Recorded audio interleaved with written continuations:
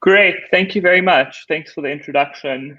I guess on similar notes, so beyond that, I lead the behavior economics team at Old Mutual. I've got a background in applied economics from University of Cape Town, and that's how I ended up where I am now. So I'm really excited to present to you today about this topic. It's something I'm very passionate about, and I hope can motivate you too. Just as we go along, please do engage in the chat. Please ask questions. I'm not looking directly at the questions all the time, but we'll definitely get to those towards the end. But there's going to be a couple of places where I'll ask you to engage, so please do. Great. So,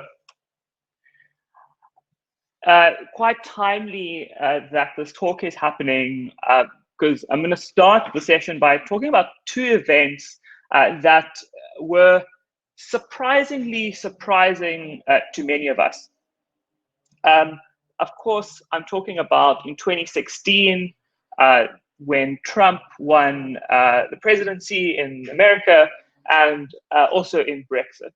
Many of us were very surprised by this outcome. Many people did not think this would happen, but yet it did.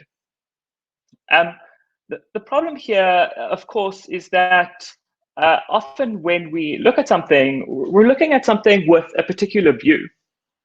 And what we need to realize is that if we can better understand our environment and those around us, those in different communities, we can really make and help people make better judgments and better decisions without being surprised on outcomes like this. You know, today, of course, is election day in America in 2020, and perhaps if Trump were to win again, of course, for a number of reasons, we wouldn't be so surprised, but we have a much better understanding of what that landscape looks like in America today. So I want you to imagine I'm rolling a die, and the die, now the outcome of that die is going to appear on the screen in a moment, and I roll it, and it's a 9.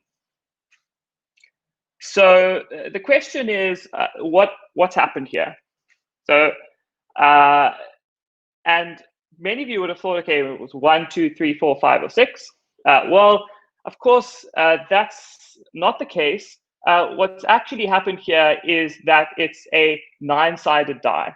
But when events like this happen, we have some expectation or view of the world that guides our decisions.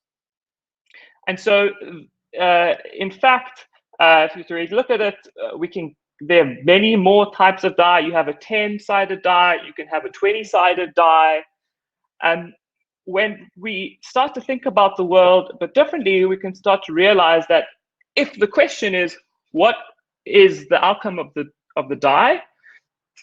Often people give an answer between 1 and 6, but knowing now that there are many different types of die, we can start to change our viewpoints and our perceptions of the world. So often we have some sort of presupposition when something like this happens. We're surprised, and as I said, we often forget about people with different viewpoints or different people in different communities. So what behavior economics can do, or behavioral science can do, is help us better understand others. And so I want you to keep this in mind as we go along, this analogy of the die and of Donald Trump, because this is going to be very helpful as we go along. Think about the 10-sided or the 20-sided die as the Trump or the Brexit of the dice world. Great. So I want you to think about the following question and then type your answer in the chat. If a ball and a bat cost $1.10 together, and the bat costs $1 more than the ball, how much does the ball cost? So many people would have answered 10 cents. But of course, that is not the right answer, but 90% of people often say that this is the case.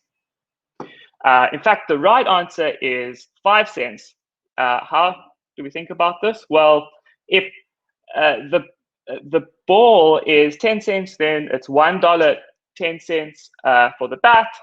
And then what happens is effectively it's $1.20, but if it's 5 cents, $1.05, $1.10. Great. So I want you to keep that in mind for a moment. Don't worry if you had originally thought about 10 cents. That's what most people do anyways. If you do get 5 cents, then well done.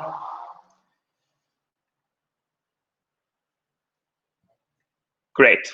So I want you to meet Linda and Tad. And we're going to forget about Tad for a moment. And so Linda is 31 years old. She's single. She's outspoken. She's very bright. She majored in philosophy. As a student, she was deeply concerned with issues of discrimination and social justice, and she participated in anti-nuclear protests. Great. So another question for you. Which is more probable? A, Linda is a bank teller, or B, Linda is a bank teller and is active in the feminist movement? Why don't you go ahead and put your answers in the chat?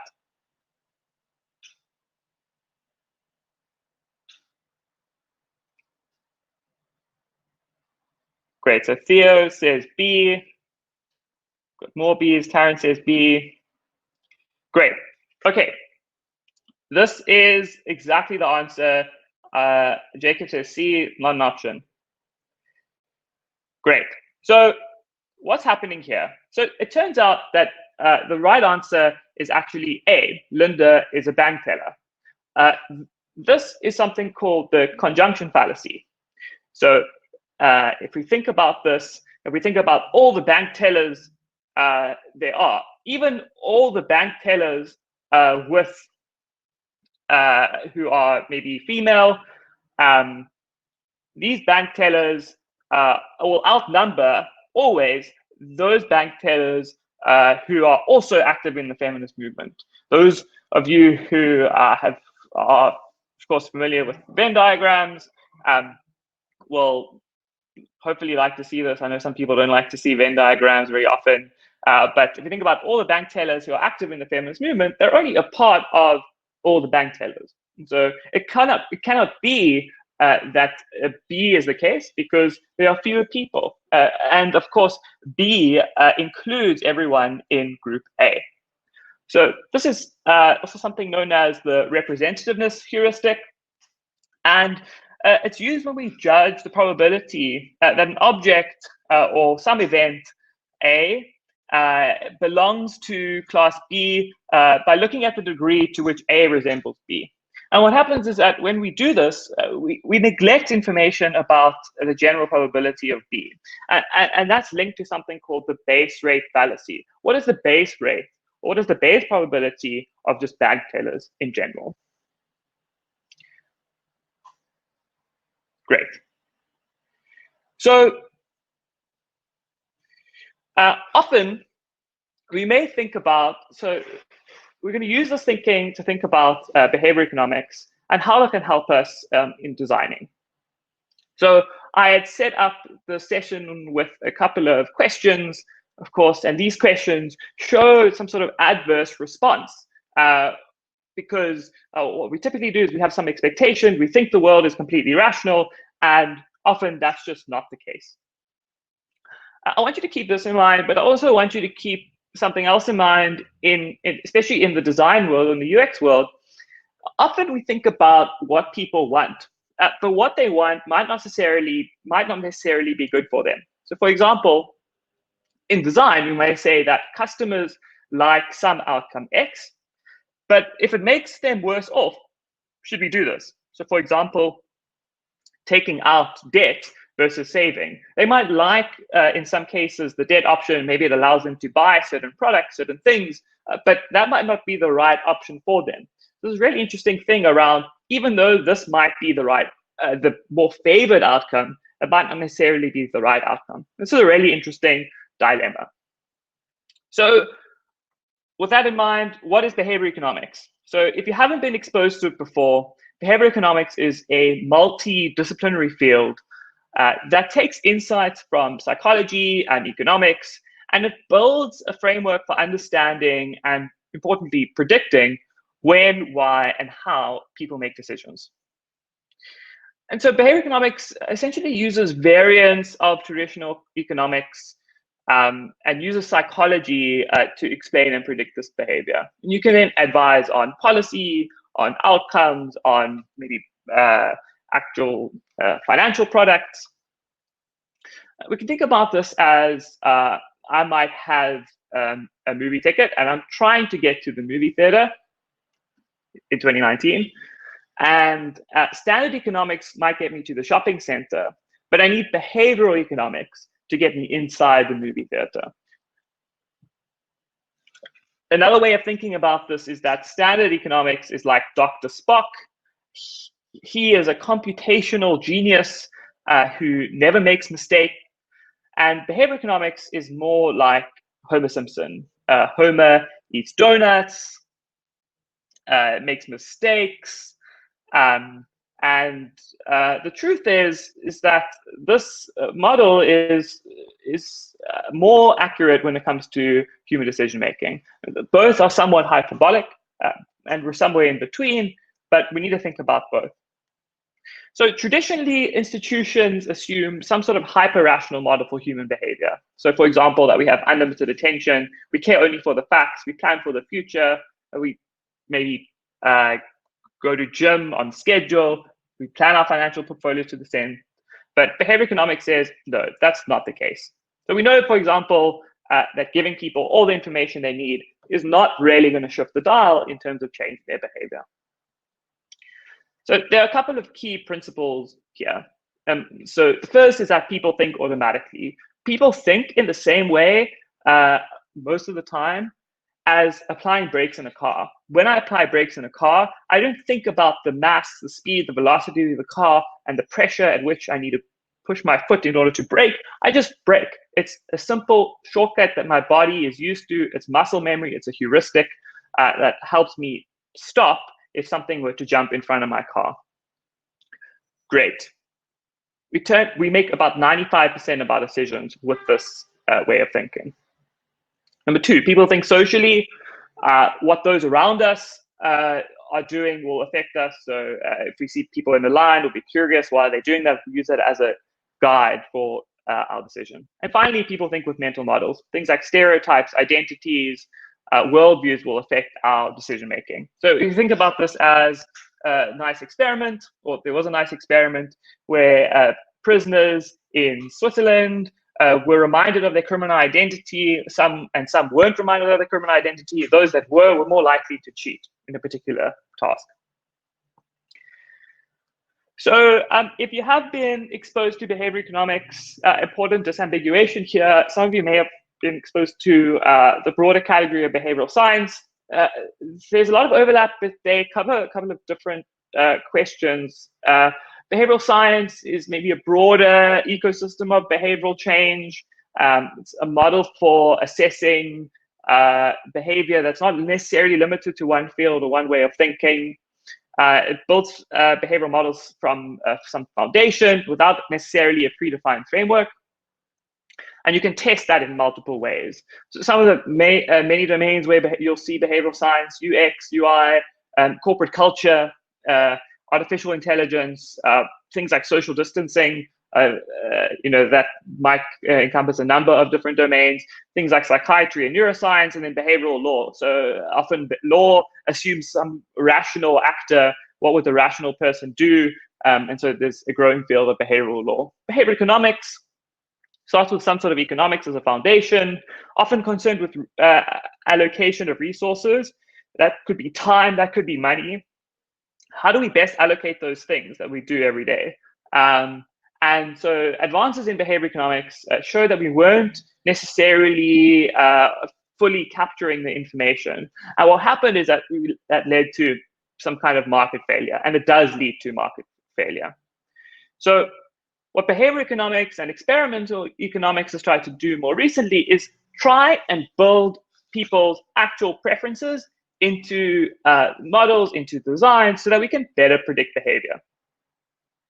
So, for example, you might ask someone, are you this kind of person? I might say yes or no, but really people might not necessarily know what their actual characteristics are when they're actually behaving. So how do we know that people are irrational or don't necessarily act in accordance with their interest? Well, there's two really great insights from experimental economics, two experiments which highlighted this. The first is something called the dictator game. In the dictator game, participants there's basically two participants in this game, player A and player B. Player A, given some value of money, call it $10. Player A can then give any amount to player B. What happens? Player A almost always gives more than zero. Rationally speaking, they should keep everything. If they're acting in their self-interest, they should keep all $10. But what we see is that they don't. What does this mean? It means that that conventional notion of rationality just can't be true. There's some other preference that isn't baked into our models. So another experiment which highlighted these additional preferences, or what we can call these pro-social preferences, is this idea of ultimatum games. So similar to the dictator game, you have player A and player B. Player A can give some value between $0 and $10, for example, to player B. But in this case, player B can reject the offer. So for example, if player A gives player B $1, they can reject. Rationally speaking, it shouldn't matter how much player B gets. They're always better off no matter what. But what we see is that people at very low values, player Bs start to reject. So what does this mean? Is that we have some kind of preference for fairness as well. And other experiments, including trust games and public good games, how much people are contributing to maybe some sort of public resource, start to highlight these pro-social preferences and these different preferences that we need to start building into these models. So some of the questions we start to think, or problems we want to solve, is things like, how much should I pay for something? Rationally, it should be X amount. Or how much should I be saving, maybe towards retirement? A question that in our industry at Old Mutual, that often happens. The second question is, how risky is someone? How likely is someone to act in a way that might cause them some sort of financial harm or any harm? And so what behavioral and experimental economics has been able to do is start to really get to the bottom of how people think about this. And we can better structure our environments to help people make these decisions. One nice example of an incentive or a payment mechanism is this experiment that they ran at a daycare center. The experiment is typically called "a fine is a price."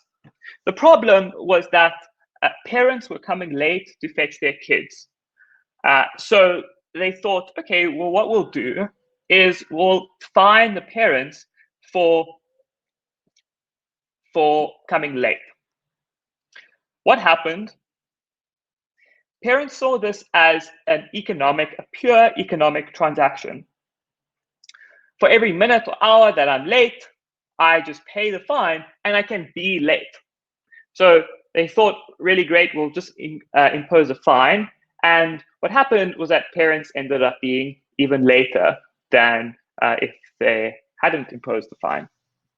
So what this means is that when designing interventions, we need to make sure that we really understand how people respond to different incentives and that we're getting the right information. So I want to move on here to thinking about two things. First is risk preferences, and second is time preferences. So risk preferences, it's pretty typical in economics, and they typically define how people respond to risk and uncertainty. Risk, of course, can then understand like how likely are you to maybe drive fast, how risky are you going to be in your everyday life.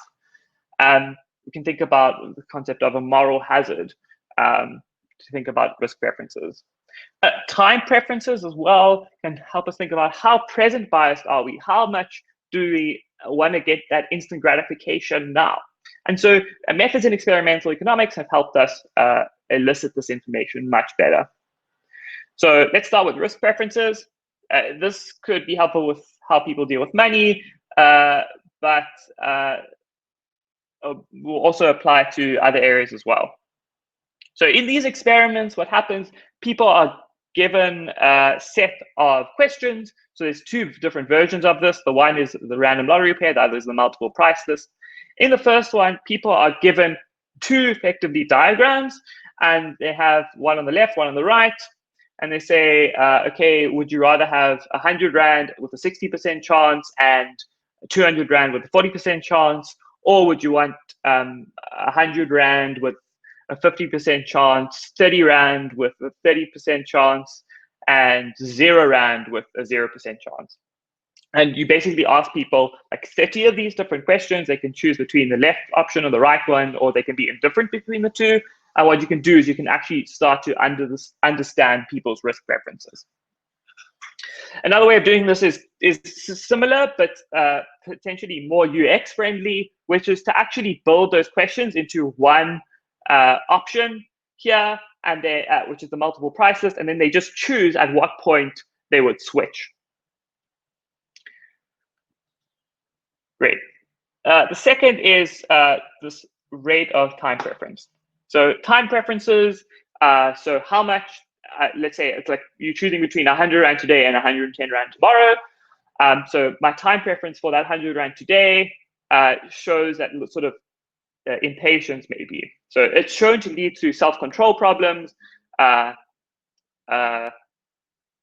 increase the likelihood of negative outcomes like overconsumption, obesity, addiction, some maybe less savings, and also failing to plan for the future in general. This also might be known to you as hyperbolic discounting. So should I watch Netflix or should I work, for example, might be relevant to some of you during these times. And so there's another way of doing this. You basically ask people a series of questions. Would you want 250 Rand today or 251 Rand 92 cents in 14 days? Rationally, you should always take the higher one, but of course, because of time preferences and impatience, people don't. What is so interesting is that we can influence our rate of time preferences. We can influence our decision-making or our present bias by affecting our emotions. So in one experiment, or more importantly, our emotions affect the degree to which we're present bias or not. So in one experiment, people were split into two groups. One was shown a funny video. The other one was shown a relatively neutral video of some waves. They then tested their happiness level before and after, and then they elicited their time preferences. What they found was that people who were shown the funny video were more likely to save for the future and less likely to be present bias. So this is really interesting. How can we solve for mood or affect within our design to better solve for these kinds of problems? So happiness and time preferences are key here. So how impatient am I might not only refer to savings, but it might refer to how willing am I to go to the next page or to go to something else. And mild positive affect, so that happiness emotion is linked to the proportion of time spent studying, intrinsic motivation, the ability to replenish willpower. And some studies suggest that the lack of self-control reduces happiness. So frequent TV watchers report being less happy, for example. Obesity reduces subjective well-being. Interestingly, cigarette taxes increase happiness among individuals who are prone to smoking. Great. So moving into the last bit of the presentation today. So I want to take you through a couple of principles you can use in your everyday. So here's a really nice one. This is called the endowed progress effect. You could think about this as you're inducing some sort of progress originally within some sort of system. So you can think about two coffee reward cards. The one has 10, you need to buy, let's say 10 coffees, but 2 are already stamped for you. So you need to buy 8 coffees really. And the other one, you just need to buy 8. When you induce some sort of progress, or you give people a sense of progress, they're much more likely to claim the reward or to finish the card or to complete the process within the same period of time. So on the right, you can see that when you have that endowed progress effect, 34% of people claim the reward, and then on the left, you can see without that, you've got only 90% of people claiming the reward. Another less spoken about, but really underlying principle of behavior economics is if you want someone to do something, you should just make it really easy for them to do that thing. So this is a really nice example for the New York Times. So people are reading about the elections, and this is within an article. You're scrolling, you're reading this, and you can see here, I can just immediately just click this button or toggle this, and I can get all my live election updates. My preference is already there. I'm interested in elections. I've made it easy to do it.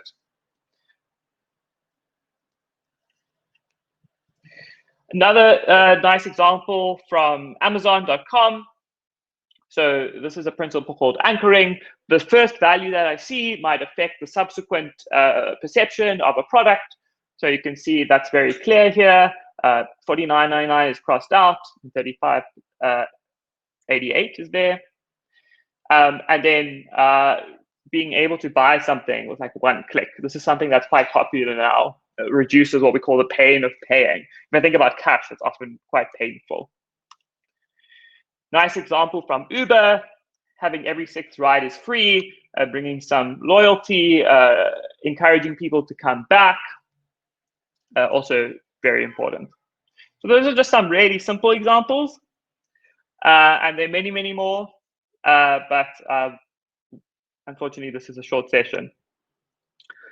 So finally, linking back to the introduction is I want you to remember to de-bias your designs.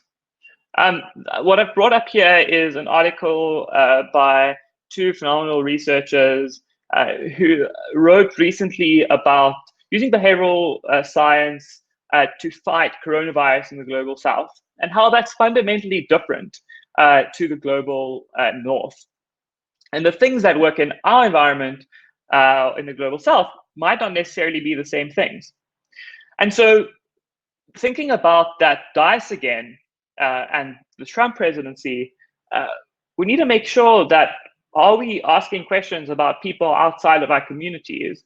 Are we making sure that we're thinking for ourselves? A lot of behavioral economics is, yeah, there's the theory and there's the science, but are you just thinking, are you connecting the dots? Are you saying, is this applicable in our space? And so, and how is the environment affecting the outcome? So I want to close on that point. There's always going to be some inherent bias in your designs, and it's really important that you're designing to make sure that people aren't biased towards a particular thing and are rather biased towards something good. So thank you very much. That is it. And I will now look at the questions.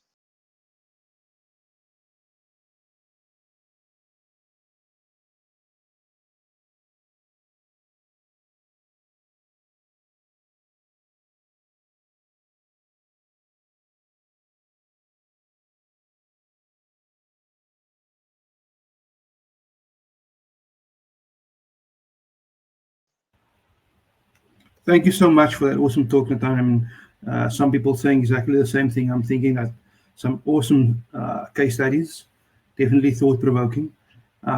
Thank you so much for that.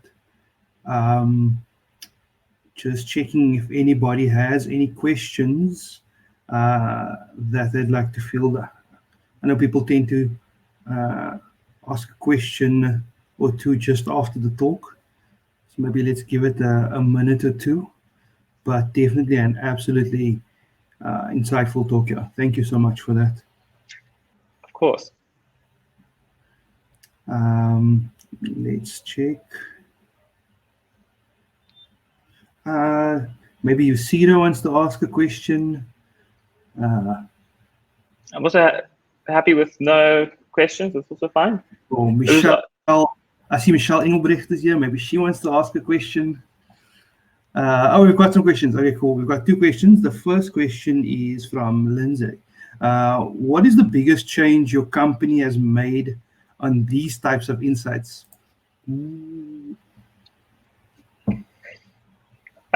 Yeah, so I mean, I don't know how much I can say on the detail for specific, obviously, reasons. But what we've been really able to see is helping people save enough for retirement. So that's been one of the really big areas. So often, so for example, when people change jobs, they might think that they need, let's say, all of their retirement savings to get them through. And what we find is that when we actually have a de-biased process, we can actually get people to actually realize that, okay, actually maybe they don't need all of it, but they can use some of it to help them in the transition, but then not risk their retirement. So we've had some really great success on that front. And what I really like, maybe this is more personal, but what I really like about a company like Old Mutual is that a lot of the products we work with are long-term products that just make people better off. And so a lot of the big changes that we've been able to see is just affecting things that just help people in the future. So both helping people between jobs, but then also helping for their retirement. It's just quite a good feeling. So yeah, I would say that's one of the biggest changes that's been great, rather than just letting things go as they are. Thank you for that, Natan. So the next question is from Kamira. Are there any courses you can recommend for someone who wants to learn about this? I'm assuming behavioral economics. I will assume so as well. So there are a couple. I mean, the one is to just read frequently. Publications like the Behavioral Scientist sounds obvious, but behavioureconomics.com, the behavioral economics guides that they publish are a really great intro. In terms of more formal, look, I'm always a big fan of getting some sort of formal training on this, but obviously that's not necessarily accessible to everyone. There's a great course by a guy called Dilip Soman. I think he has a course on edX on Behavior Economics 101. That is a really great course that I would recommend as an intro. And then also getting familiar with some of the just principles of economics. I think what a lot of people see out there in the public is that behavior economics is actually more like social psychology. That's not quite true. What behavior economics is really an amendment to the traditional way of thinking of economics, using some insights from psychology, but just building on those building blocks. So you really want to be thinking about incentives. And so like a basic economics course is good as well. Yeah. Thank you. We've got two more questions. What was your statement about smokers and their sense of well-being? And this is about Ruth. So that was around people feeling better when there was a tax imposed on cigarettes. So there's actually two effects here. The one is that people are smoking less, and actually the research showed that people actually in the long term felt better. The other one, which was a bonus of that, was that people were just spending less on cigarettes, and so they could actually they were happier, firstly, from the smoking, and they could actually manage their finances a bit better as well because of that. It's not a huge, that's not a silver bullet. I think that's important to say, but the effects are marginal. And the question, obviously, in the sciences is, what is the marginal effect when we do this? And so the marginal effect was people felt better and they were able to save more and manage their finances better. Yeah. And then I see there's a question around any good books. So I'll tell you my favorite ones that got me into this whole thing a couple of years ago. A lot of people recommend Nudge. I think that's fine. Thinking Fast and Slow is also good. Super Freakonomics, the second Freakonomics book, I think is really great. It helps with the thinking about incentives and how incentives can change the way you think about the world, and how data can help you think better about that. There's a book by John List and Uri Nisi called The Y-Axis. So like the WHY axis. I think that's most of the jokes in the book, but it's got some really good content as well. And then a lot of the work by, maybe this is personal as well, but a lot of the work by Paul Dolan. So a lot of the work on how happiness affects you, how you can model happiness. So for example, he's got this thing called the pleasure purpose principle. And you can think about that when you're trying to seek some sort of happiness, you can think about it as a trade-off between pleasure and purpose. And those two things are what define happiness, and then how that also then links to your spending, or how that links to your finances. So what is the role there? How can you make decisions that make you better off? So a concept called welfare economics is great as well. And finally, I think a book called Scarcity by Sendhil Mullainathan and Eldar Shafir, a really great way to think about how scarcity, obviously, of time, money affects our decision making. So, for example, in that book, they speak about how before payday, people are much worse at making decisions, or their cognitive abilities are not as good as after payday. So after payday, that stress from finances is relieved, and they can manage their lives better. So that's super interesting as well. So I would say those books, but of course, feel free to reach out if you do want any other recommendations. Thinking Fast and Slow is great. I see the comment there. Probably one of the only good airport books that you get. Not that people go to airports anymore, but worth noting. If there are any more questions, please reach out to Natan. He's on Twitter as well, Natan Sklair. And yeah, thank you so much, Natan. That was a great talk. Thank you.